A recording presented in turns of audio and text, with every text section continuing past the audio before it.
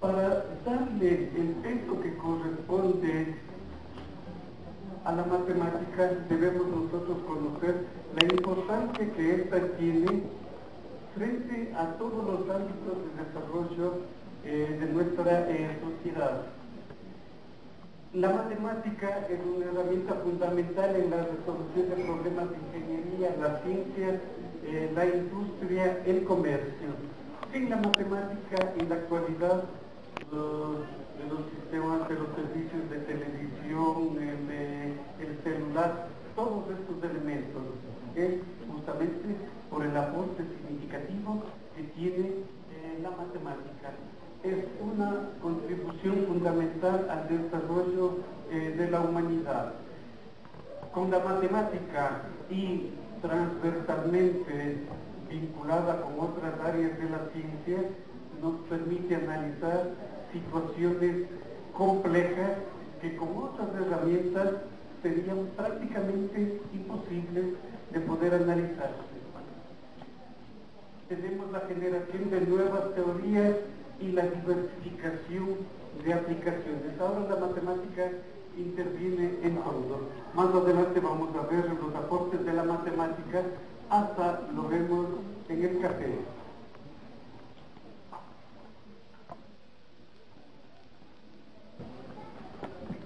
Uno de los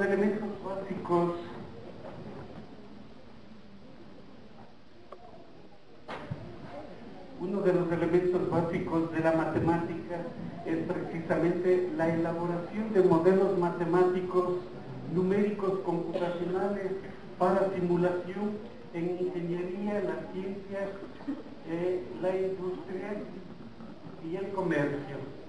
El software que nosotros disponemos actualmente en casi la mayoría de sistemas que intervienen en la actividad humana están hechos con algoritmos numéricos, y esto es una parte de la matemática. El desarrollo de software científico para las industrias, las ciencias, las aplicaciones específicas del desarrollo del país, por ejemplo, la planificación urbana, la agricultura, los riesgos naturales, problemas energéticos, son modelados con matemática. El lenguaje de las ingenierías, la ciencia, la industria, el comercio. La matemática, si nosotros lo vemos hacia lo que son las ingenierías, es un lenguaje, ¿sí? Mediante este lenguaje se expresan las leyes de la física, los principios, etc. Sin este lenguaje nosotros no podemos analizar todas esas ideas en el ámbito, por ejemplo, de la ingeniería civil, ingeniería química, la computación gráfica, el diseño industrial, etc. Entonces, en matemáticas nosotros introducimos una simbología, notaciones, etcétera, que son especiales, y con estas escribimos las leyes, ecuaciones, etcétera, vinculados a procesos de la naturaleza. Con estas nosotros escribimos, como dije, fórmulas, ecuaciones algebraicas, ecuaciones diferenciales, derivadas parciales, los problemas de funcionales lineales, no lineales. Con modelos sencillos, con funciones, nosotros podemos dar representaciones gráficas de funciones reales, 2D, 3D, de curvas, superficies, incluso mapas. Las representaciones e interpretaciones gráficas de datos. Con la matemática nosotros elaboramos métodos, algoritmos y procedimientos de cálculo. La elaboración de estructuras matemáticas abstractas, elaboración de modelos matemáticos y métodos de solución de los mismos. Muchos modelos han sido desarrollados 300, 400 años atrás. Hablo, por ejemplo, de la ecuación de Euler, que fue desarrollada en 1780 aproximadamente. Y más adelante la ecuación de Navier-Stokes, 1880 aproximadamente. Estas ecuaciones ya son ampliamente conocidas. Sin embargo, en las aplicaciones permanentemente se están modificándose hacia nuevos resultados. Por ejemplo, la ecuación de Euler es una ecuación que nos permite calcular los perfiles aerodinámicos de los aviones, de los trenes, de los barcos. Con la ecuación de Navier-Stokes nos permite calcular flujos, presiones en fluidos que son ampliamente utilizados en la industria. Entonces, cuando yo hago referencia a elaboración de modelos matemáticos y métodos de solución de los mismos, es porque estos se están actualizando permanentemente. Es un nicho, estas dos ecuaciones que mencioné, es un nicho abierto a la investigación. La elaboración de teorías matemáticas puras y aplicadas. Para que tengan más o menos una pequeña idea, en 1852 Boole escribió, el álgebra de Boole lo publicó en una revista, un journal inglés. Mucha gente pensó que esta teoría era inservible y que únicamente sería escrito en un cierto lenguaje. En 1900, Huntington retoma la teoría de Boole con el propósito de construir máquinas calculadoras. En 1939, Neumann diseña el primer computador fundamentado en el álgebra de Boole y los elementos de Huntington en el Tecnológico de Massachusetts. Este computador fue desarrollado exclusivamente para resolver numéricamente una ecuación diferencial ordinaria que modelaba la trayectoria de los cohetes que se lanzaban de los buques cuando ya se desarrolló todo el problema en la Segunda Guerra Mundial. Lastimosamente, la forma de cómo fue el inicio de todo esto tuvo que ver con la guerra. Desde ahí se ha construido en forma siempre creciente y mejorando siempre en forma creciente, tanto del lado de la electrónica como del lado matemático, nuevos métodos, algoritmos que nos permiten desarrollar cada vez más y más cosas. De esa época, 1939, al momento actual, tenemos una evolución enorme de la electrónica y gracias a los métodos matemáticos, el desarrollo de la electrónica, disfrutamos de todo lo que tenemos actualmente. El proceso de la modelización matemática está ya debidamente estandarizado. Se inicia con la formulación del problema del mundo real. Inmediatamente con el lenguaje de la matemática, este problema es transformado en un modelo matemático. Los modelos matemáticos pueden ser ecuaciones de diferente naturaleza, ya vamos a ver un poquito más adelante. Esos modelos inmediatamente tienen que ser analizados, saber cómo son las soluciones. Cuando elaboramos un modelo matemático con mucha frecuencia, nosotros tratamos de considerar en lo posible la mayor cantidad de elementos que intervienen, pero esto hace de que las ecuaciones que nosotros obtenemos son igualmente bastante complicadas. Y claro, a medida que se incrementa la complejidad de las ecuaciones, el estudio de las mismas también es muy complejo. Y proponer soluciones a estas ecuaciones complejas igualmente resulta algo difícil. Por eso es que el modelador tiene que saber la cantidad de parámetros, de variables que intervienen, de modo que nos dé una información razonable que podamos nosotros analizar, resolver y realizar simulaciones numéricas. Entonces, comenzamos con un problema que generalmente no es matemático. Por decir algo, ¿cómo optimizar el tiempo entre dos paradas de buses? Esa es una situación que nosotros lo vivimos a diario.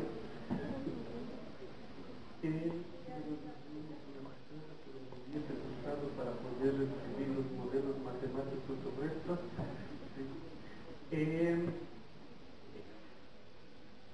Por ejemplo, este es un problema matemático diario. El problema, por ejemplo, de derrame de petróleo en un río o el derrame de un contaminante en el suelo. Decimos, sí, aquí se ha contaminado, este espacio se ha contaminado. Esta es la formulación verbal que nosotros damos. Esta formulación tiene que transformarse a través del lenguaje de la matemática en el modelo. Yo ya tengo las ecuaciones, por ejemplo, en el problema de minimización del tiempo entre dos paradas, aparecen problemas del cálculo de variaciones. Se llama el problema de Van Van. En el problema de derrame de un contaminante en un río, el modelo matemático que se obtiene es el de convección, dispersión, advección y absorción. Este es el modelo que nosotros obtenemos.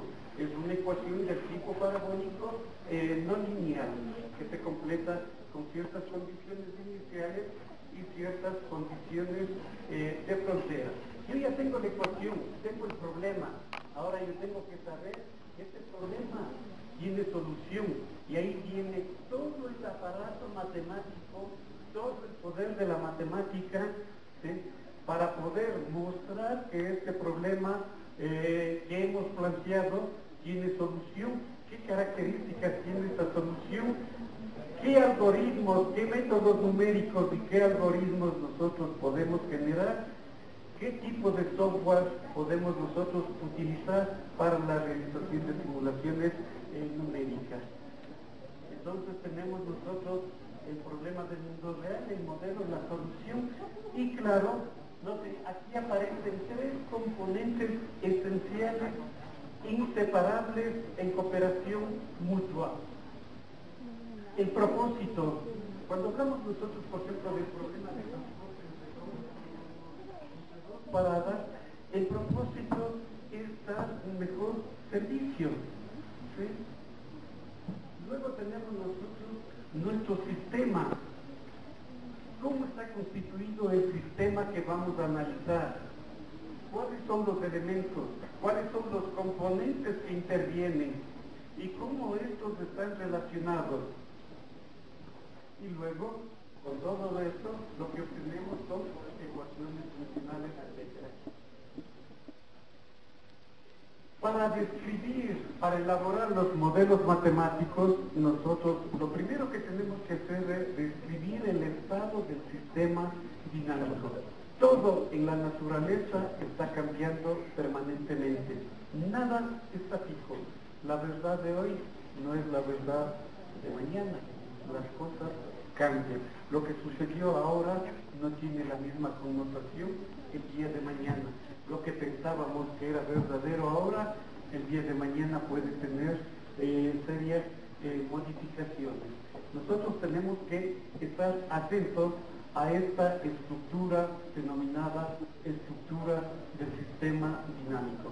Para hacer modelización en cualquiera de las áreas, siempre tenemos que conocer esta estructura, que consta básicamente de tres elementos: la entrada, el sistema que nosotros queremos controlar, la salida, y en muchas ocasiones se considera también las perturbaciones. Por ejemplo, en el problema que yo estoy considerando de tráfico urbano, la minimización del tiempo que hace un bus entre dos paradas, una perturbación puede ser que se corte la luz y no tengamos nosotros la señalización adecuada con los semáforos. Esa es una perturbación que dentro de la elaboración del modelo hay que considerarlo, pero que resulta harto difícil incorporar como un cierto tipo de ecuaciones. Tenemos nosotros aquí el conjunto de elementos de entrada, el sistema, la salida. Cuando hablamos de sistema dinámico, nosotros tenemos primero que comprender el significado del sistema. Y el significado del sistema está relacionado con toda la actividad humana que nosotros realizamos. De manera general, un sistema lo podemos entender como un conjunto de objetos, de elementos, de entes, componentes que están organizados o cumplen una función, un propósito, un objetivo. El mínimo del siguiente funcional integral de A a B, de sí, que depende. Esta es una función que depende de qué elementos, de la posición, de la velocidad y de la fricción, entendiéndose como fricción el rozamiento de las llantas con el asfalto, el ensanchamiento o amplificación de las vías, curvas, descensos, subidas, neblina, lluvia. Ahora interviene todo esto. ¿Cuál es la solución de este problema? Yo parcialmente en 2 años he logrado tener una solución, 2 años, y todavía no está dicho nada sobre este problema. ¿Sí? Entonces nosotros estamos innovando. Cuando nosotros tenemos una superficie irregular como la de Quito, tiene que intervenir esa superficie. El problema todavía es mucho más complejo de lo que se tiene. Pero al menos para cierto tipo de regiones se tiene resuelto. De hecho, ya en el siglo pasado, una solución que se dio es esta. La mejor solución que va es que el bus acelera hasta obtener la velocidad permitida y luego por inercia llega a la parada B. Esta es una solución teórica. Nosotros utilizamos, dada la complejidad de los problemas, utilizamos otro tipo de solución, la solución calibrada, tomando en consideración ya varios elementos y componentes del sistema dinámico. Calibramos la solución y vamos a tener no esta, sino algo así. ¿Sí? Entonces la idea del proyecto es darle a cada chofer de bus el software desarrollado con esto de parada a parada desde en los 3 corredores que nosotros tenemos. Está corriendo en el computador el programa y el chofer tiene que ir con la velocidad que está marcada ahí. Entonces los tiempos son mínimos, probado matemáticamente, y en la práctica no es difícil de implementar. ¿Sí? La única cuestión es que necesitamos comprender la importancia de los modelos matemáticos y las soluciones. Este es el caso del problema de transporte urbano. En el caso de contaminación ambiental, yo tengo, por ejemplo, el problema de un río. Este es el perfil del río. ¿Sí? Tengo el efluente contaminante aquí.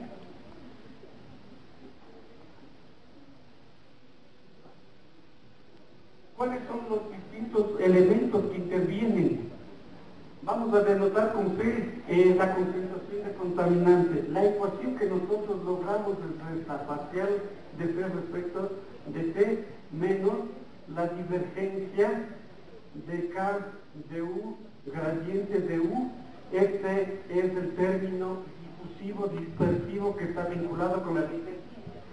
Luego, el transporte convectivo B gradiente de C más la absorción igual a la fuente más condiciones iniciales más condiciones de frontera. Este es un proyecto que realizamos en la Politécnica Nacional hace poco tiempo, en convenio con Petroecuador, para el estudio de transporte de contaminantes debido a la industria petrolera en los ríos del Oriente. ¿Sí? Tenemos el software desarrollado, lastimosamente aquí no les puedo mostrar las simulaciones numéricas, pero está hecho esto. Igualmente, en este mismo contexto, yo desarrollé el simulador para el SOTE, el tránsito de crudos pesados del lago Agrio hasta Balao, sabiendo que en el oleoducto intervienen distintos tipos de crudos con diferentes densidades y viscosidades. De esta manera, los de Petroecuador, de SOTE, saben exactamente cómo tienen que hacer cada despacho. El error cometido entre el modelo matemático mío, la solución que da, y la solución real que obtienen con los sensores en el oleoducto es menos del 1%. Por ejemplo, en mi...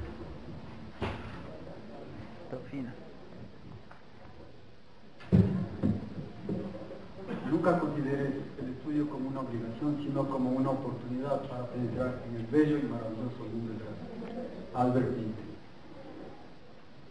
Buenos días. Vamos a hacer una charla informativa al respecto de radiaciones electromagnéticas, específicamente sobre el efecto Compton. Esto contiene una pequeña introducción, luego vamos a hablar del efecto fotoeléctrico, luego rayos X y finalmente terminaremos con el efecto Compton. Hay que hacerse una pregunta bien importante. ¿La luz es una onda o una partícula? ¿Sí?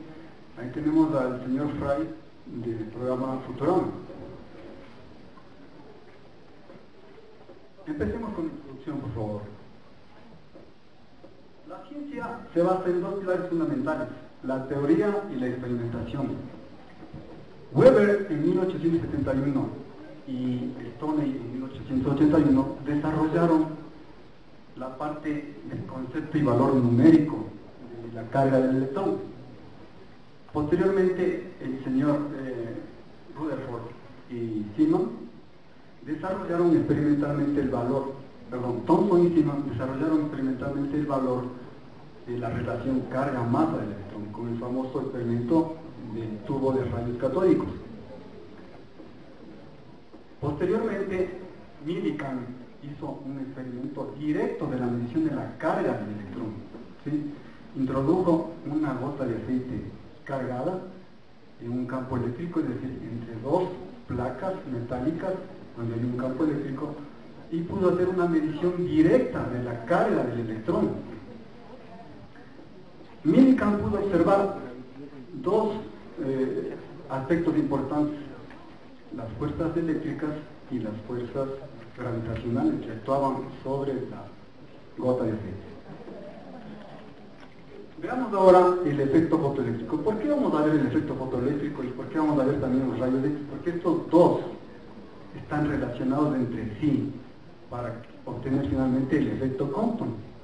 Al final de la charla, ustedes van a tener la capacidad de discernir si la luz es una partícula, corpúsculo o una onda. El efecto fotoeléctrico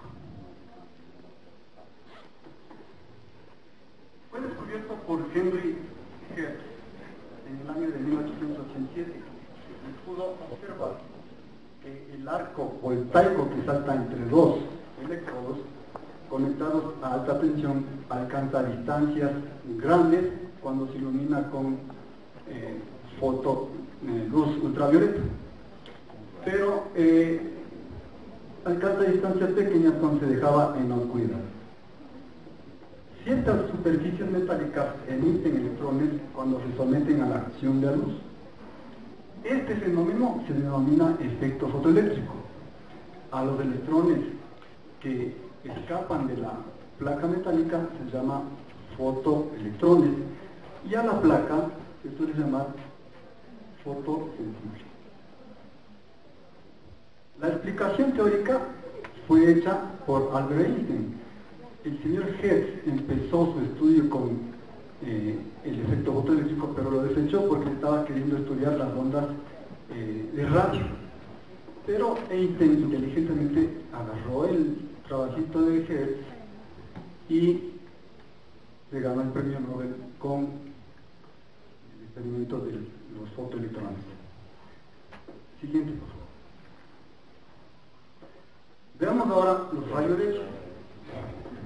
Al final de 1895, Röntgen descubrió que con un tubo cubierto por un manto negro se iluminaba brillantemente e igualmente bien con una pantalla de papel de cianuro platino de bario, sin importar que el lado tratado vea o no al tubo de descarga. En la diapositiva podemos ver una radiografía de la esposa de Röntgen, de la mano izquierda de la esposa, que cuando hizo el descubrimiento de los rayos X, Guillermo Röntgen andaba radiografiando todo lo que se usaba. Entonces, la conejilla de Indias fue la esposa. Lamentablemente, él no sabía los efectos, me refiero a Guillermo Röntgen, qué efectos colaterales tenía la exposición de altas dosis de rayos X. A continuación, veamos qué es la radiación Bremsstrahlung. Bremsstrahlung significa radiación profrenada. ¿Cómo se produce esto? Cuando una partícula cargada empieza a desacelerar, como por ejemplo un electrón pasa cerca de un núcleo atómico, este emite una radiación Bremsstrahlung, como se ve en la diapositiva, ¿sí? Esta es la famosa llamada radiación por frenado, en alemán significa Bremsstrahlung. Röntgen concluyó que el agente desconocido, como no sabía cómo llamarlo, por eso posteriormente le llamó rayos X, de la fluorescencia se originaba en las paredes del tubo de cristal, bombardeados por electrones energéticos.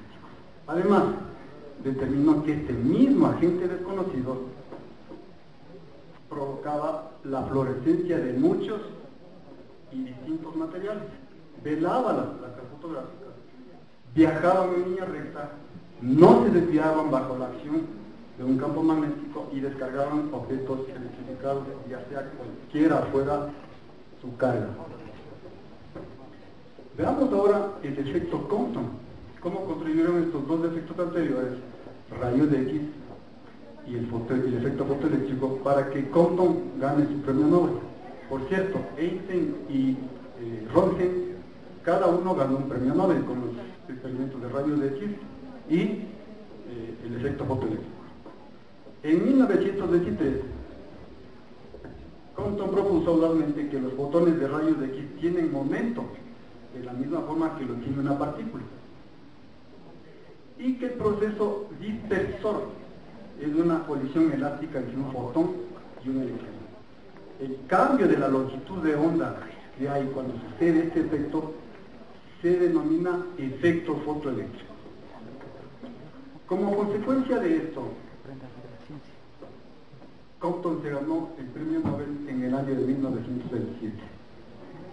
Veamos cómo sucede el efecto Compton. Tenemos ahí un fotón incidente a la izquierda, un electrón en reposo, ¿sí? Cuando incide el fotón incidente sobre el electrón en reposo, el electrón va a compartir parte de su energía y su cantidad de movimiento con el electrón. Por tanto, va a haber un fotón dispersado, que en este caso se encuentra en dirección hacia abajo, y un electrón rebotado, que está hacia arriba. Entonces, les voy a dar una tarea.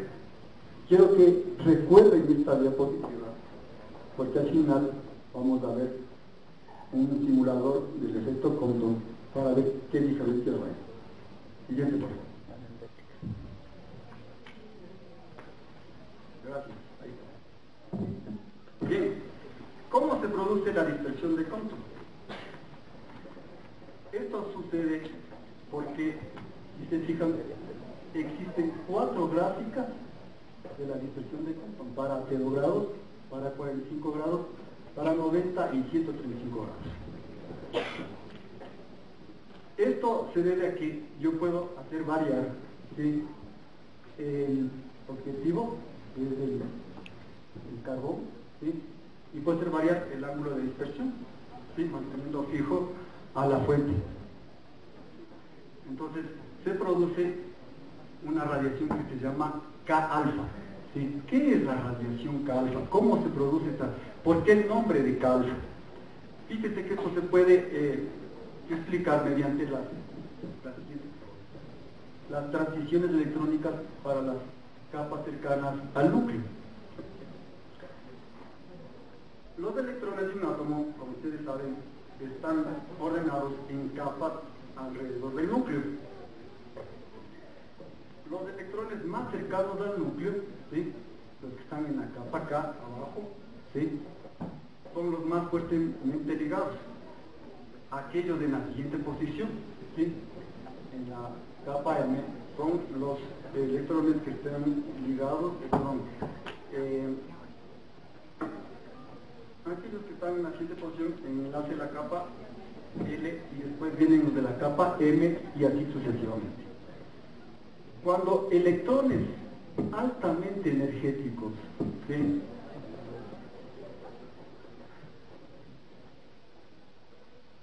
cuando electrones altamente energéticos expulsan un electrón de la capa K, ¿sí?, aquí hay una vacante que queda, ¿sí? Entonces, un electrón de la capa L, cuando pasa a ocupar esta vacante, sucede que se produce una radiación K, es lo que se conoce como radiación K. El siguiente, por favor.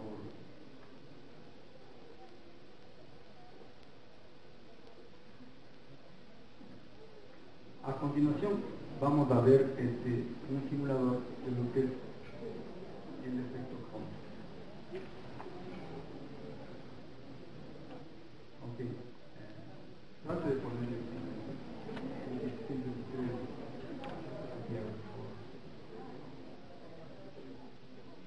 ya, aquí vamos a ver cómo va a variar la longitud de onda cuando yo le hago variar el ángulo dispersor. Fíjese que para 20 grados, ¿sí?, viene el fotón por aquí, el electrón se va a desplazar por aquí, ahora acá está el fotón dispersado, y nuevamente fotones, ¿sí?, el fotón baja, y nótese algo bien interesante de aquí, la longitud de onda va aumentando, es decir, la frecuencia va bajando, ¿sí? Por ende, la energía de este fotón dispersado, ¿sí?, va a ser menor que la energía del fotón incidente, ¿sí? Entonces, lo que nos interesa a nosotros es variar el ángulo para tener la variación respectiva que vimos de la variación de la longitud de onda en los gráficos anteriores. Fíjese cómo varía la longitud de onda con respecto a la longitud incidente, ¿sí? Y obviamente la radiación incidente se mantiene constante, y aquí la radiación difundida va a tender a crecer, ¿sí? Es decir, la energía del fotón va a tender a crecer. Más de aumento el ángulo dispersor, la energía va a disminuir, son inversamente proporcionales. Veamos ahora cuáles son los resultados y discusión respecto de la ecuación que dedujo Compton, ¿sí? La variación de la longitud de onda va a ser igual a la longitud de onda del fotón dispersado menos la longitud de onda del fotón incidente, que es igual a ¿qué? Esta razón es la constante de Planck partido por el producto entre la masa del electrón en reposo y la velocidad de la luz, y por 1 menos el coseno del ángulo dispersor. Fíjese que este ángulo, ¿sí?, es el que hacíamos variar en el simulador, ¿sí?, este ángulo del que estábamos haciendo variar en el simulador. Ahora, esto de aquí es una constante, ¿sí? Esta es la constante llamada longitud de onda de Compton. Esta constante tiene un valor de 2,42 por 10 a la menos 3 nanómetros. Por tanto, la variación de la longitud de onda es directamente proporcional al dispersor. Los resultados experimentales fundamentan que la ecuación reducida por Compton como explicación del corrimiento que vimos en los rayos de X en las diapositivas de las 4 gráficas, pueden reseñar brevemente lo siguiente. En 1923 Compton confirmó los resultados de la ecuación experimentalmente. A finales de 1923 Botte y Wilson observaron experimentalmente los electrones en retroceso o electrones rebotados que vimos anteriormente. En 1927 Bless comprobó experimentalmente la energía del electrón en retroceso. ¿Cuál es la conclusión de todo esto? Este experimento fue tan relevante que convenció a los físicos de la época de que la radiación electromagnética se comporta como un chorro de partículas que se mueven a la velocidad de la luz, como lo predijo Einstein 20 años atrás, antes de este experimento. Prácticamente, ¿cierto? Que hay que plantear respuestas, porque no se les puede dejar a los jóvenes prácticamente frustrados en el cumplimiento de sus objetivos. Sí. Bueno, esta es la descripción. Síganos. Ya está lo que estamos hablando. Ya los objetivos, identificar la problemática, lo que estamos haciendo en este momento. Establecer las modalidades de graduación, estudiar los fundamentos legales que permiten elegir la mejor opción de los egresados para graduar, sin apartarnos de lo que nos plantea la ley, porque estamos pegados a este proceso, no estamos haciendo nada que sea diferente a lo que ya normalmente se puede conocer y está difundido socialmente la sociedad conoce de esto. Sí, son los objetivos.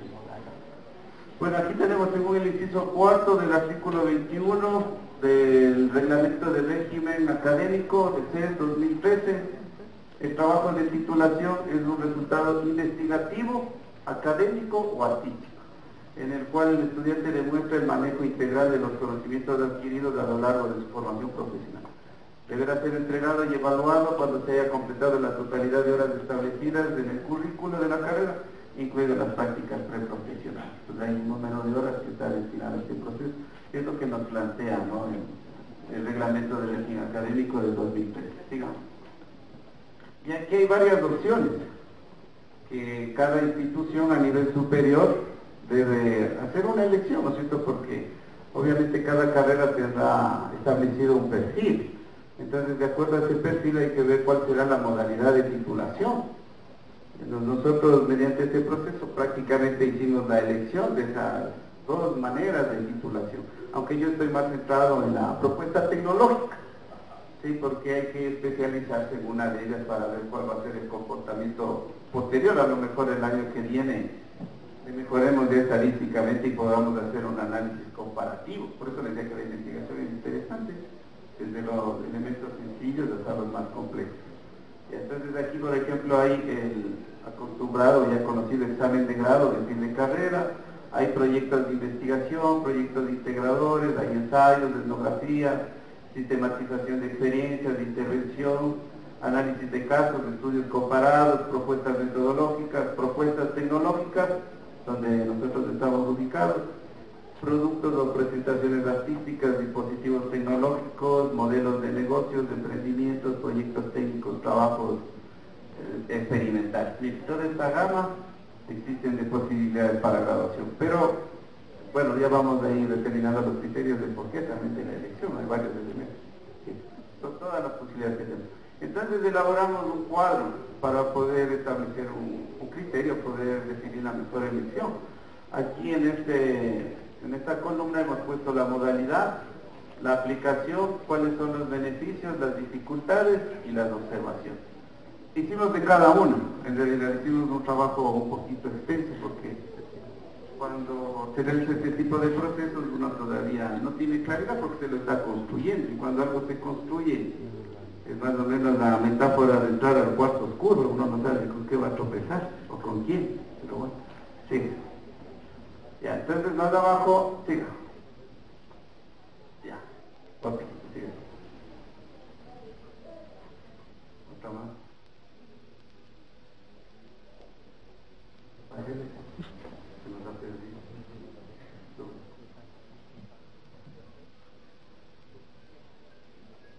Aquí está.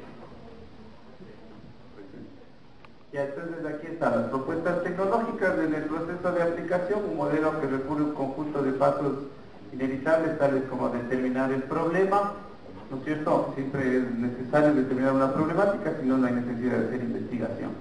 Identificar una teoría, establecer la metodología de estudio y finalmente la propuesta, o sea, a través de un diagnóstico, aunque pueden existir otras modalidades, pero nosotros estamos ensayando con esto.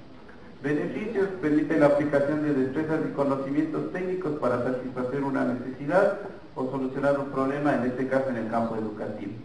¿Cuáles son las dificultades?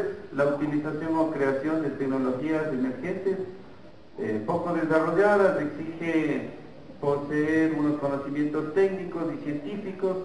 Esto es lo que encontramos, por ejemplo, la mayor cantidad de aplicaciones y diseño de estos software educativos están en el idioma inglés, por ejemplo, o requieren de una complejidad dentro del campo de investigación.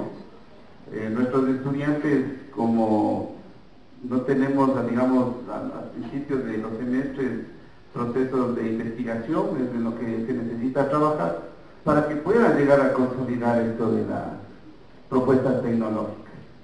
Ya, entonces, en las observaciones es necesario dominar aquellos recursos tecnológicos imprescindibles y aquellos que contribuyan a sustentar y mantener una ventaja competitiva, qué sé yo, en el campo educativo. Entonces, este es el análisis que hicimos de cada una de las modalidades para poder ir discriminando. Sí, me está hablando nomás.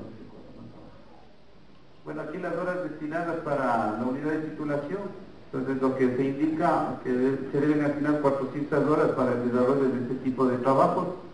La indicación ya legal dice que se puede extender hasta un 10% más, dependiendo de la complejidad del estudio que se encuentre realizando. Entonces, actualmente hay un grupo de personas que están accediendo a este proceso y ellos están cumpliendo con ese número de horas. Y en el otro caso de los jóvenes que están ya en educación regular, están accediendo prácticamente a un 9º semestre donde se cumple con este proceso dentro de la carrera. ¿Sí? Ya, entonces, en conclusión, los graduados de la carrera de informática deben acceder a una forma de titulación que les permita ingresar al mundo laboral. Esto es lo que nos interesa, con eficiencia y compromiso social a través de la implementación de modalidades de graduación. En este caso, la propuesta tecnológica. El graduado de la carrera de informática necesita incorporar elementos que diversifique su perfil profesional. El perfil del graduado debe ser competente y actualizado en los factores teórico-prácticos de la educación, computación informática. Este de aquí es una parte crítica, ¿no? Lo que está aquí, lo teórico y lo práctico. Los estudiantes normalmente suelen decir, manera de cuestionamiento a las distintas asignaturas, pero es muy teórico, o si es muy práctico, muy práctico. Entonces, en ese razonamiento, yo venía un poco reflexionando al respecto. Campos de desenvolvimiento del ser humano vamos a encontrar resultados palpables, tangibles. En el caso de la educación, la cuestión práctica tiene otra connotación. Uno puede hacer un ejercicio de comparar las diversas características tecnológicas de un software educativo y como producto hacer un cuadro comparativo. Lo que estamos haciendo en contribución es el desarrollo de ciertas habilidades cognitivas, pero nuestra costumbre cultural, ¿no es cierto?, es ver palpable, como digo yo, ¿no es cierto?, el carpintero, esto de pronto va a ser el producto, el resultado, o para el ingeniero, el arquitecto puede ser el edificio del puente. Entonces es cuestión de dimensionar el nivel de práctica. Por ejemplo, una ponencia es la práctica de un entendimiento teórico. Entonces hay que mantener ese equilibrio entre la teoría y la práctica, nuevamente la práctica y mejorar la teoría, que se da también a través de la investigación cuando se hace procesos experimentales o cuasi experimentales. Lo que hemos visto aquí en las ponencias, por ejemplo, es el resultado de muchas prácticas, el nivel teórico, que nos ayuda a entender y a comprender para poder mejorar la práctica cotidiana o la práctica en el campo científico también. Entonces, ese es más o menos el desenvolvimiento y a veces el cuestionamiento y crítica que hace cuando se trabaja en el campo educativo, teórico-educativo. Sí. Bueno, aquí tenemos algún concepto de las propuestas tecnológicas. En este caso tenemos que son un conjunto de conocimientos técnicos ordenados científicamente que permiten diseñar y crear bienes y servicios. En nuestro caso, servicios, ¿no es cierto? Estamos haciendo un servicio educativo, no creamos bien la docencia. Otro dice, permite al investigador organizar sus ideas en torno a un problema o pregunta que él considera importante de resolver. Miren, la inquietud. Entonces, esa capacidad que desarrollan las personas que se dedican a la investigación, poder captar los fenómenos, los problemas educativos, es una capacidad muy distinta de visualizar. Escuchaba anteriormente al doctor Terán que nos hablaba de la hermenéutica, esa capacidad de poder entender, comprender y captar fenómenos y dificultades que se presentan en la educación, porque obviamente el educando no va a trabajar siempre con estudiantes regulares, vamos a tener el aparecimiento de distintos problemas de aprendizaje, pero la situación es no descartar a los estudiantes, ¿cierto? A veces de la propia experiencia sucede que cuando un estudiante avanza a décimo, primero de bachillerato, segundo de bachillerato y están estudiando ecuaciones, el docente se da cuenta que no sabe multiplicar el estudiante. La solución no puede ser regresarle a primer grado, es adaptar más bien el currículo a la necesidad de ese ser humano, ¿no? Porque hay que humanizar primero, como les decía al inicio de la charla, y que esa tecnología obviamente nos ayude a resolver ese problema. Entonces esa sería la proyección con estas propuestas. Procedimiento que siguiendo el método científico recaba todo tipo de información. Sí, necesariamente cuando uno ya determina la problemática tiene que profundizar lo que existe respecto de eso. Ninguna investigación parte de cero, entonces debemos buscar información al respecto. O a lo mejor dentro de nuestro grupo de estudiantes sale algo con algún elemento nuevo, ¿no? Nadie puede descartar esa posibilidad, hay mucha capacidad acá. Sí. Algunas de las ventajas, por ejemplo, acceso de los estudiantes a un abanico ilimitado de recursos educativos. Entonces hay una infinidad de recursos que se pueden utilizar en la tecnología, dependiendo de la asignatura, dependiendo de la materia, dependiendo del área, dependiendo del tema inclusive, entonces existiría una serie de posibilidades que se pueden utilizar. A lo mejor para no hacer tan aburrido el proceso educativo, ¿no? y ir al plano de lo interactivo, por eso se les denomina la tecnología de la información y de la comunicación. Si ustedes recuerdan, los medios tecnológicos un poquito ya han quedado en el pasado, que le llaman tecnología analógica, me parece que le llaman, ¿no? Como la televisión, la radio, que también informaban, ¿sí? Cumplían con un objetivo bastante importante. Uno puede ir escuchando las radiodifusoras, orientan a través de la información de distintos temas, ¿no? Me acuerdo de este programa de una radio de Seña Alegría, me parece que era de alfabetización, tenía su efecto. Ahora disponemos ya no de medios que solo nos van a informar, sino que también vamos a interactuar, que hay el proceso de comunicación, la tecnología de la información y la comunicación. Acceso rápido a gran cantidad de información en tiempo real. Los grandes avances, lo más actual, uno lo puede conseguir a través del internet, inmediatamente, ¿no es cierto?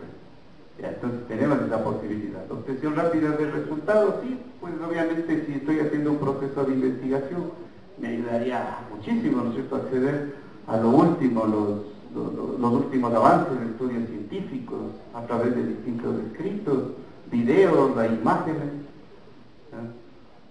La gran flexibilidad en el tiempo y en espacios dedicados al aprendizaje, claro, cuando utilizamos ya las tecnologías, tienen la disponibilidad de adaptarse a las circunstancias del individuo.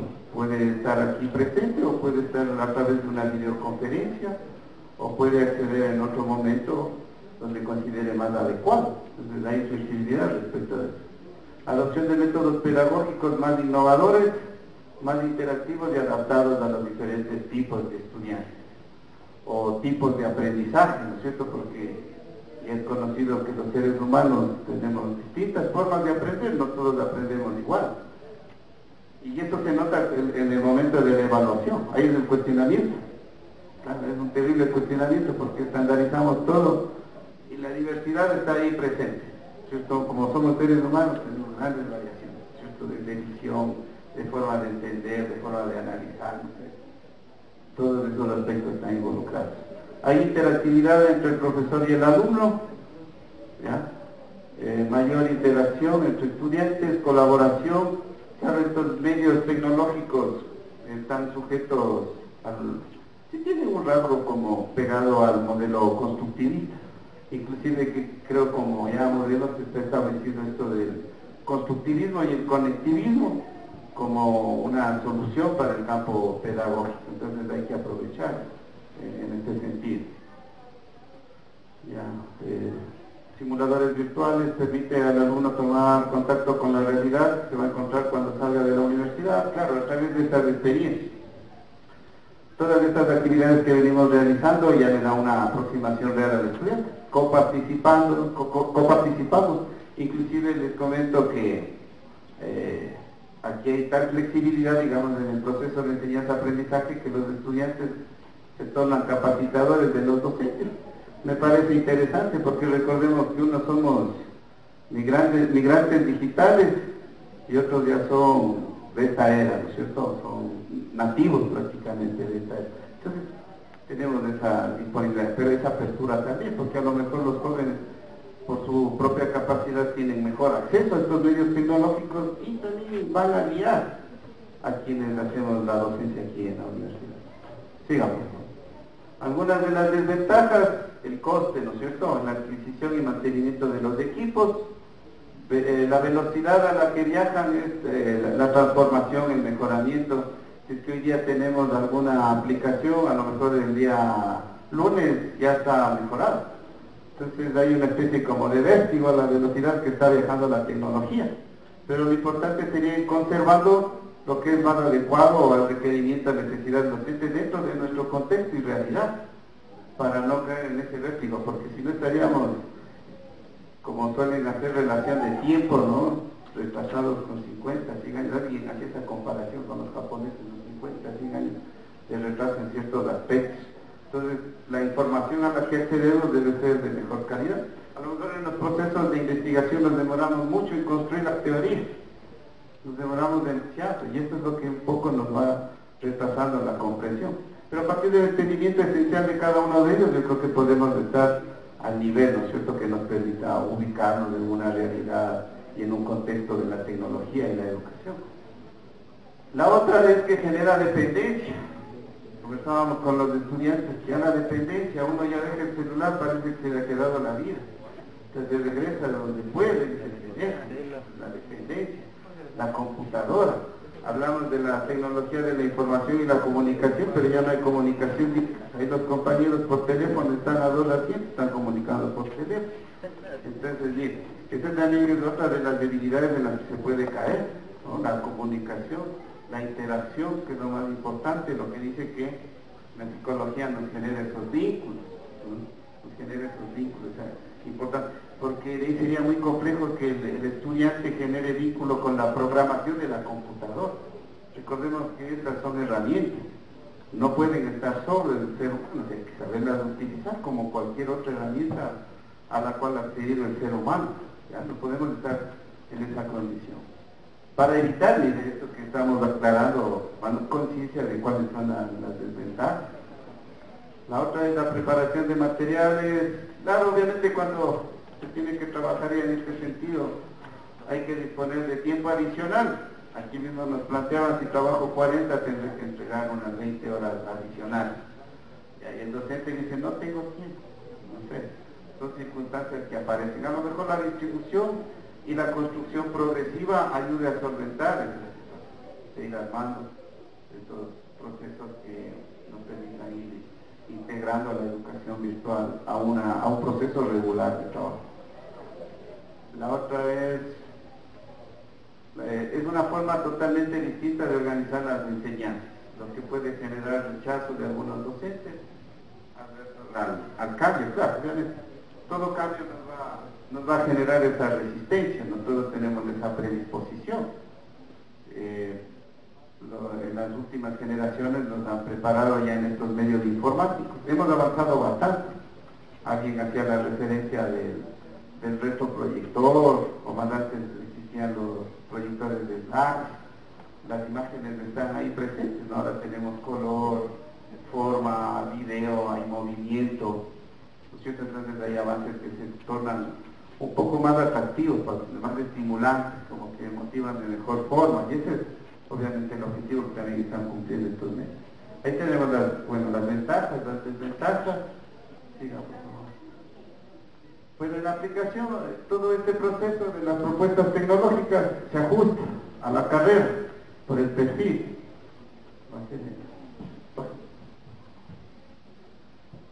La comisión de investigación, como ya hay claridad respecto de cuál es la modalidad de graduación en el sentido de las aplicaciones tecnológicas, de las propuestas tecnológicas, se ha generado ya un esquema. Anteriormente se trabajaba con un esquema un poquito distinto, pero no nos estamos apartando de las bases que se pueden conocer universalmente, digamos, en un procedimiento, porque a lo mejor ya no sería muy comprensible si cambiamos radicalmente. En este proceso, digamos, de entender que hay que omitir ciertos elementos, aumentar otros, sería un gran avance, porque estaríamos construyendo un modelo de investigación auténtico, ¿no? Pegado al requerimiento de la carrera. Entonces aquí hay una portada regular que puede ir en un perfil de investigación. Aquí lo que ha cambiado, claro, vamos a encontrar variables las cuales vamos a investigar. Por ejemplo, aquí las palabras que vamos a utilizar van en función del diseño y la implementación. Conversando con algunos estudiantes respecto de este. Entonces este es el esquema, dividido en 4 componentes, donde está la descripción de la investigación, planteamiento del problema, los objetivos, la justificación. En el marco teórico, los antecedentes. Bueno, aquí elaboramos un esquema y una bibliografía preliminar y una fundamentación legal. En la metodología del diseño, procedimiento que se va a seguir para realizar la investigación, descripción de la propuesta, población y muestra, las técnicas de instrumentos que se considere conveniente y un marco administrativo. Los más importantes están aquí. ¿No es cierto? Entonces tenemos el problema, hay que utilizar una teoría para visualizar este problema y una metodología, tanto que debe ser de tipo bibliográfica, que nos permita hacer la ejecución del modelo, ¿no es cierto?, del estudio, cómo vamos a resolver el problema, mirar los resultados que llegamos a obtener posterior a la aplicación y comenzar a analizar si en realidad hay un beneficio respecto de la utilización de determinado software. Sí. Ya bueno, algo hablábamos del perfil, entonces aquí hay un perfil del graduado de la carrera de informática, como docente, como capacitador, administrador escolar, gestor de proyectos, servicios profesionales, para poder enfrentar la dificultad de la disminución de la carga horaria. Entonces, no se perfila al docente de la carrera en una sola línea, hay una diversidad para que pueda desenvolverse, porque si hablamos de que debe insertarse laboralmente el joven que se gradúa de la carrera, obviamente hay que abrir las posibilidades, si no caso contrario no tendría esa posibilidad respecto de los demás, porque obviamente esta restricción obedece, esta restricción dentro de las instituciones, de esta disminución de las horas, a consideración de quienes hacen los diseños, obviamente a nivel gubernamental, es que el mismo docente que da la asignatura da informática, el mismo docente de la asignatura puede dar inglés, el mismo docente puede dar educación física.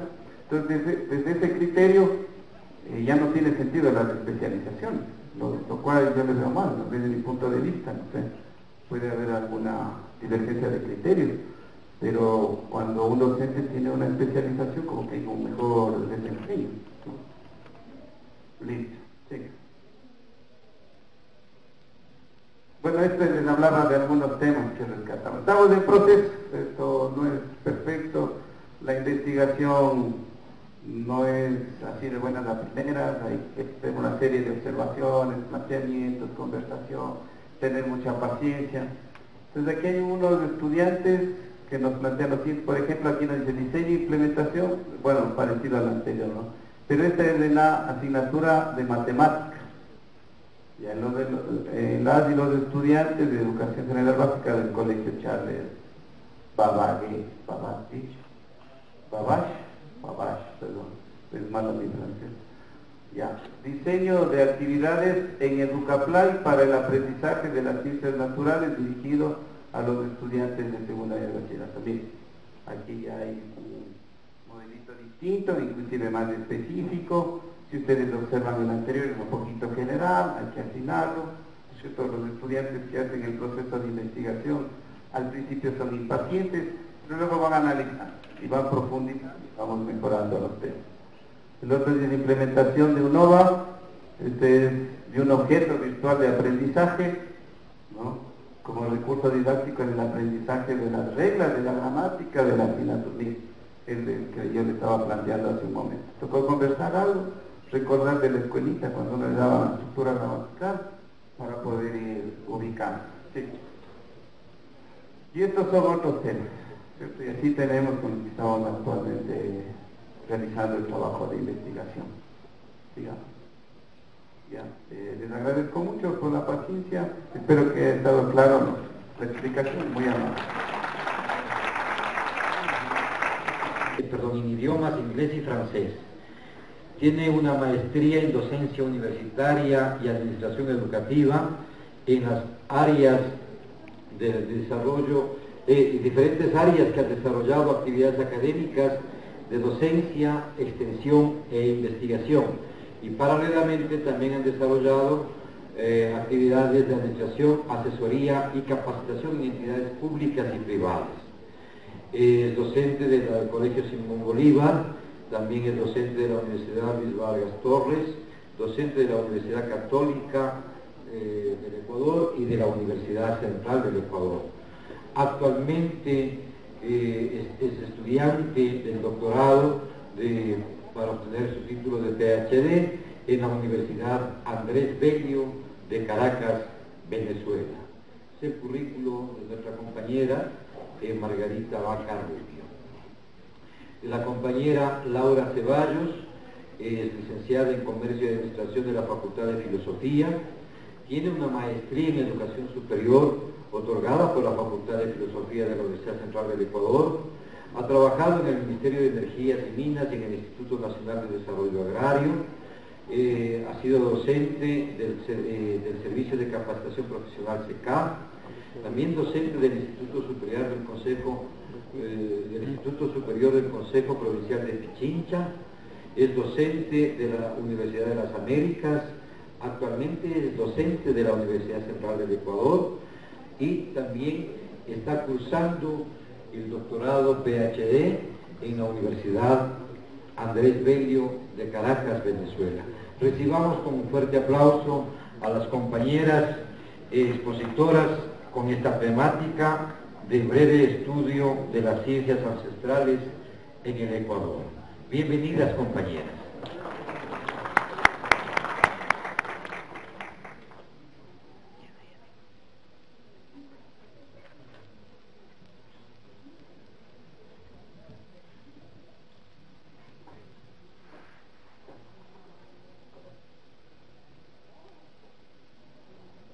Buenos días, compañeros, compañeras, señores, señoritas estudiantes.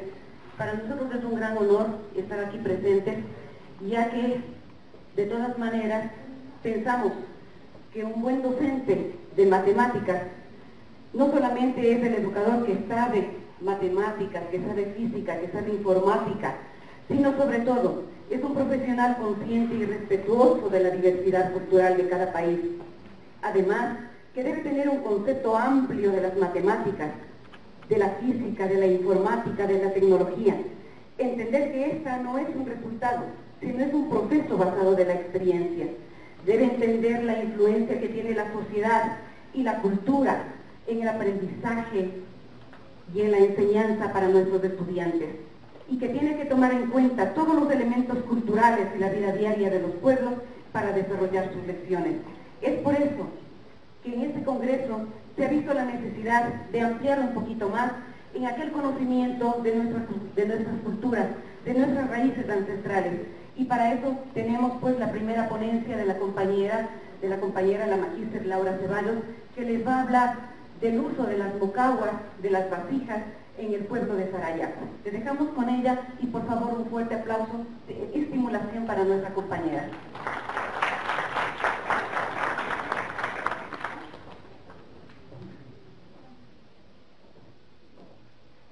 días con todos. Mi nombre es Laura Ceballos y estoy gustosa de compartir estos momentos con ustedes. Vamos a comenzar haciendo una breve visión de las etnomatemáticas en la elaboración de las mocahuas o las vasijas, como ustedes ya escucharon. Un poquito la introducción diríamos que es el análisis de la perspectiva etnomatemática sobre las características culturales y ancestrales de la cultura Sarayaku. Ya vamos a ver un poquito más adelante de qué se trata esta cultura y dónde queda ubicada. Esta descripción la vamos a hacer en base a los diseños de líneas, figuras, gráficos que han utilizado los indígenas, utilizando también y pensando, imaginándose cómo ellos ven la realidad de sus vidas y su entorno en la elaboración de los mocahuas. Para ello, pues, como ustedes pudieron observar, viajamos 3 compañeros, Margarita Vaca, el compañero James Taramoy, quienes hablan a la provincia de Pastaza, especialmente al sector de Sarayaku, donde se encuentra la población de indígenas que elaboran estas vasijas. Para ello, conversamos con ellos, tuvimos entrevistas, diálogos y conversaciones de las cuales nos indicaban. Asombrosamente nosotros conocíamos cómo ellos elaboraban las vasijas. Este es el sector de Sarayaku que se encuentra en la provincia de Pastaza. Miren, Sarayaku es un pueblo histórico de raíz quichua runa, su lengua es el quichua y tiene gente que mantiene su cultura, sus costumbres, sus tradiciones y sus creencias. Aquí vemos cómo están nuestros indígenas de la población que se ubica en la provincia de Pastaza, tienen ahí sus costumbres. Las mujeres, por ejemplo, son las encargadas de elaborar estas vasijas.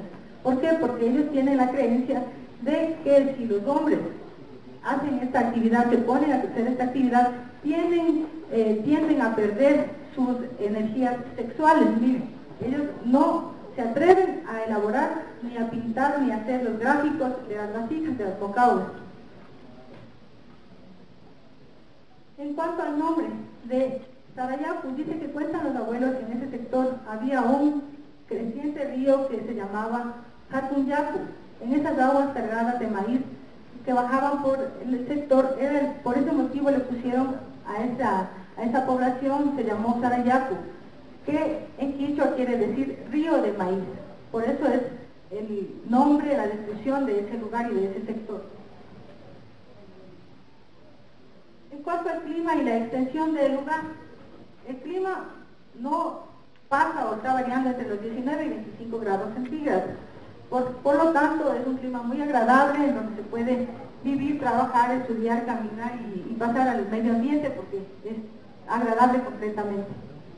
La extensión de la parroquia es de 2.797 kilómetros. En este sector donde se desenvuelven los indígenas, trabajan, elaboran las vasijas, viajan, caminan hacia los ríos, y ya vamos a ver cómo es el proceso en el cual elaboran las vasijas. Ellos también graficando, aplicando la etnomatemática, ya vamos a ver en cuanto a qué se refiere esto. Ahí tenemos fotos del pueblo de Sarayaku. Miren, aquí por ejemplo, la primera indígena que le podemos observar en la parte inferior es Angelina Hualinga. Angelina Hualinga fue nuestra colaboradora directa, muy activa, muy simpática, hablaba mucho, nos conversaba todo de las creencias. Ella es fiel, convencida de que las culturas y sus creencias deben seguir trasladándose entre sus familiares, entre las mujeres. Ella está fervientemente explicando a sus hijos, a sus hijas, de qué se trata esto y enseñándoles a la elaboración de las vasijas y también a imaginarse, a representar todo lo que ellos sueñan. Según ella nos cuenta que eso es una realidad. Cuando ella está dormida, se aparece una anciana en sus sueños y le dice qué es lo que tiene que dibujar en las vasijas y cuál es el concepto de eso, cuál es la definición, de qué se trata. Entonces vamos a ver más o menos más adelante de qué se trata cada una de las líneas que están graficadas en las mocahuas o vasijas de barro. El pueblo de Sarayaku es un pueblo indígena, ubicado en la Amazonía, viven de la pesca, de la caza, tienen una manera tradicional y ven, pues tienen una visión especial de las creencias antiguas y de acuerdo a eso ellos viven todos los días su vida. En cuanto a esto, vamos a aplicar más o menos de qué se trata la aplicación de esto y de la etnomatemática. La etnomatemática es el conocimiento de un grupo cultural. En este sentido nos indica que ellos implican procesos de contar, localizar, medir, diseñar y aplicar. Este concepto lo vamos a ver en la elaboración de las vasijas, de las líneas, de los gráficos, de las figuras. Nuestra investigación se basó pues en diálogos y entrevistas. Ahí nos pueden ver, estamos con los compañeros y ahí está nuestra querida amiga Angelina. Ella dibujando nos explicaba cuál era la actividad de la alfarería que es a la que ella se dedica como mujer indígena que quiere también enseñar a sus futuras generaciones. La elaboración de la cerámica o mocagua. Esta actividad es la actividad principal que se realiza en la zona de Sarayaco.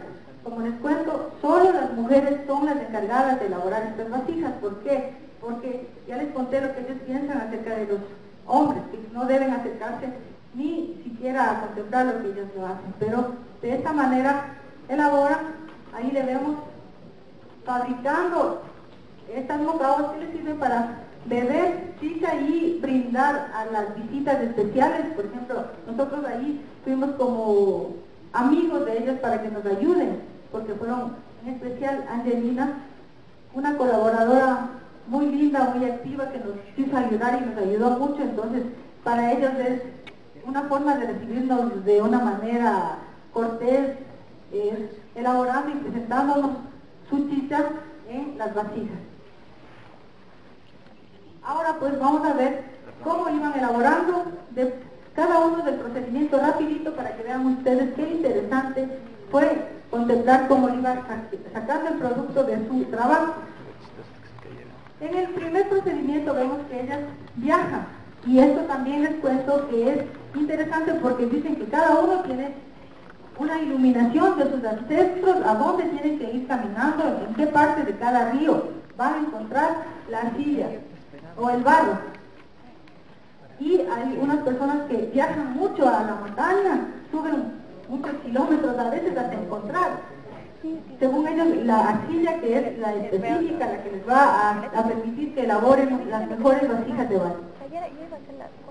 El procedimiento número 2, luego de que encuentran la vasija, buscan una tabla lisa, de tal forma que se eliminen las irregularidades, quede todo liso y que no afecte el resultado de estas cerámicas.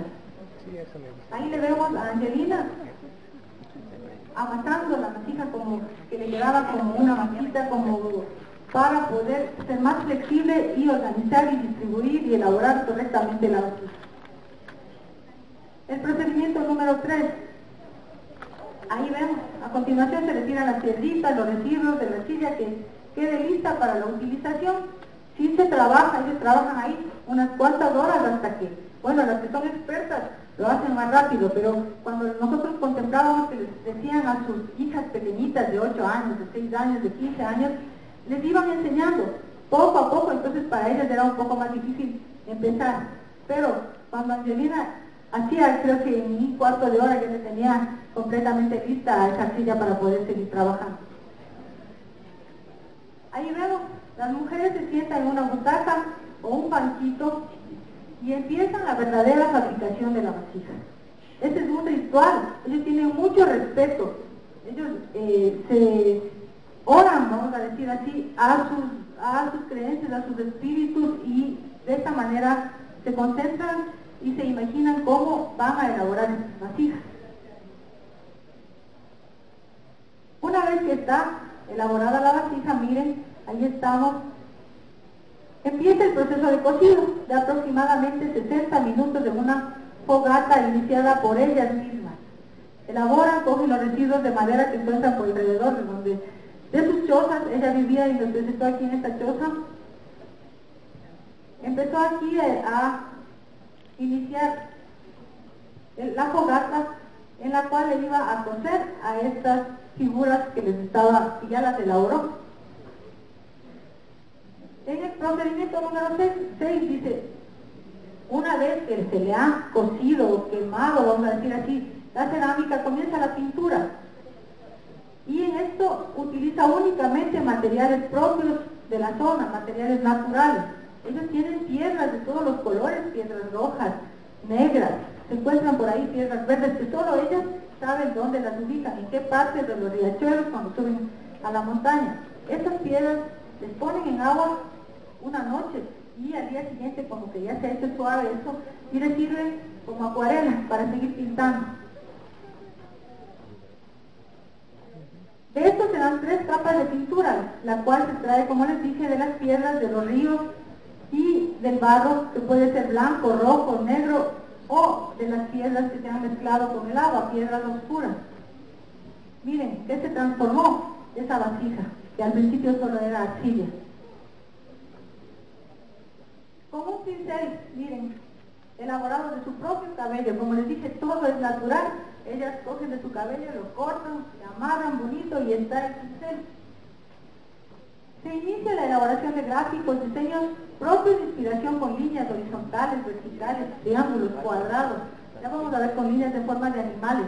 Y todo esto tiene una representación etno. El pincel, ahí le veíamos a la persona trabajando. Terminado este proceso de pintura, se utiliza una piedra tomada del río y se le empieza a dar un brillo singular, si le ven, aquí. Y esto ya es una vasija completamente terminada, y para esto de darle el brillo a la vasija se llama glaseado. Ellas están con una piedra increíble, usted le ve esto muy oscuro al inicio. Conforme le van raspando con la piedra, va convirtiéndose así, con un brillo como que lo hubiéramos pintado con algo especial, ¿no es cierto? Hermoso, y tiene un hermoso terminado. Ahora vamos a hablar un poquito de la inspiración. Miren, ahí estamos con un estudiante de aquí, una compañera de ustedes, que viajamos hacia la provincia de Pasaje. En este proceso donde ella nos estaba ahí dibujando, Angelina, yo también le decía, ¿por qué se puso Angelina? Es Angélica, pero a ella le gustaba que le digan Angelina. Entonces, tuvo un sueño, dice que de una señora ancestral, la cual le hablaba y le decía los tipos y las tradiciones y los sueños y las creencias que ella tenía que poner en la elaboración de los gráficos y de las vasijas. Entonces ahí nos dibujaba eso. Ahora se elaboraban ahí tinajas, ollas, cornetas, platos, tazones, todo esto era una chocita en la que nosotros estábamos compartiendo con ella, y al aire libre tenía esto secándose. Por acá estaba la fogata, la cual nosotros vimos cómo iba transformándose esa masa que al principio comenzó en algo rústico y terminó en algo hermoso, que luego ella trataba de venderlo. Ahí, miren, estamos viendo todo el trabajo que realizaron. Miren estos terminados, hermosos, ¿no es cierto? Estamos ahí con los compañeros, con otro amigo que nos presentaron y que también era un sabio para mí, concepto un sabio conocedor de todas estas culturas. Los sueños, Angelina y el otro compañero que les contaba de ahí, Luis, nos contaba que cada diseño era único y singular, y que a veces hay repeticiones, pero la simbología lleva su propia carga sentimental, individual, del corazón y de los sueños de la persona que está elaborando. No se pueden repetir. A veces usted dirá, esta es igualita a la otra, pero según ellos, cada uno tiene su propio contenido individual, personal, de cada uno de los que están elaborando y produciendo estas nuevas vasijas. Tenemos, estos son los diseños: las ancas de rana, piel o caparazón de las tortugas, sí, las pieles y las formas del cangrejo. Ellos se inspiran también de estos que para ellos tienen su propio contenido y su definición. Sí, se han de haber visto este modelo, digamos, ¿sí, no? Este también se lo utiliza cuando quiere representar o recordar a un ser amado. Aquí vemos ya terminada la mocahua o la vasija de barro, que representa una de las manifestaciones artísticas de sus propios principios matemáticos, de su propia cosmovisión, de relacionarse con el medio que les rodea. Aunque usted no lo crea, ellos nos contaban que con la manifestación de la etnomatemática en la vasija, usted va a decir dónde, pero cada línea, cada punto, cada imagen, por ejemplo, representa el tiempo que tienen que ellos escoger para cultivar, para cosechar, para embarazarse, para casarse, ¿sí? Para trabajar, para viajar. Ellos todo le transformaban esto en tiempo y en el espacio que tenían que ellos caminar, por ejemplo. Ahí está el uso, les vemos, para ellos es un honor hacer estas vasijas en las cuales depositan la chicha que brindan a todas las visitas. Y usted pues definitivamente no puede negarse en tomar lo que ellos le ofrecen y terminarse toda la chicha que les están brindando. Vemos aquí al grupo de trabajo, ahí está Angelina, que fue quien nos colaboró mucho. Ahora sí, pues quiero expresar un reconocimiento a la cultura Sarayaku, especialmente a los compañeros que estuvieron ahí, Angelina Hualinga, Alfonso Chango, Tito y Anita. Ellos fueron quienes nos colaboraron y nos ayudaron a un poquito a entender de qué se trataba esta elaboración. Y cada uno de los pasos que ellos fueron haciendo, nos fueron explicando. Y una cosa es contarles, otra cosa es vivir. Yo espero que ustedes tengan la experiencia de poder asistir a una de estas investigaciones, que podemos ir allá a esos lugares de nuestro oriente ecuatoriano y que veamos cómo son las tradiciones, las culturas, las creencias, hasta los mitos que ellos tienen y que nos identifican, nos representan, y con mucho orgullo siguen ellos manifestándose y quieren que esto siga entre todas sus generaciones. Muchas gracias por su atención. Ahora viene mi compañera Margarita, quien nos va a hablar de otra parte de esta investigación que fueron la hoja de coca. Buenos días, compañeros, señoritas, señores estudiantes. ¿Están cansados? Un poquito cansados, ¿verdad? Entonces nos vamos a poner de pie. Póngase de pie. Póngase de pie. Eso, póngase de pie. No decimos de pie porque no tenemos un solo pie, ¿no? Entonces siempre la palabra correcta es decir de pie. Entonces nos ponemos de pie. Estírense. Con el programa voy a solicitarles a los señores asistentes, señoritas asistentes, que por favor apaguen sus equipos electrónicos. Nos ponemos de pie para que nuestras autoridades ingresen a la mesa directiva. Ingresa la doctora Ruth Páez Granja, decana de la Facultad de Filosofía, Letras y Ciencias de la Educación. Magíster Juan Carlos Cobos, director de la carrera de Informática. PhD Guillermo Terán Acosta, coordinador de la Unidad de Física.